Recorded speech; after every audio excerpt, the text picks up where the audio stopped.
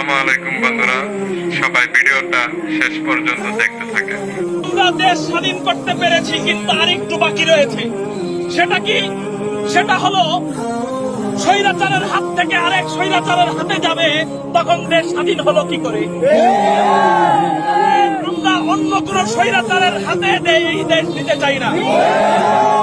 এই দেশ বহু জালেমদের মাধ্যমে, বহু দিদাবিলাইদের মাধ্যমে চলেছে। আমরা দেখেছি তাদের দুর্নীতি।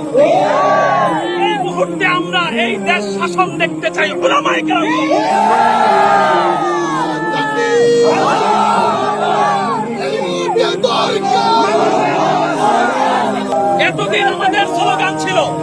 এতদিন আমাদের স্লোগান ছিল স্বৈরাচারকে বিদায়ের স্লোগান।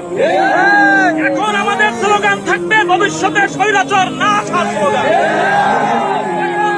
নতুন করে আমাদের স্লোগান থাকবে এই মুহূর্তে দরকার আলেম উলামা সরকার, আলেম উলামা সরকার, ইসলামী সরকার, এই মুহূর্তে দরকার।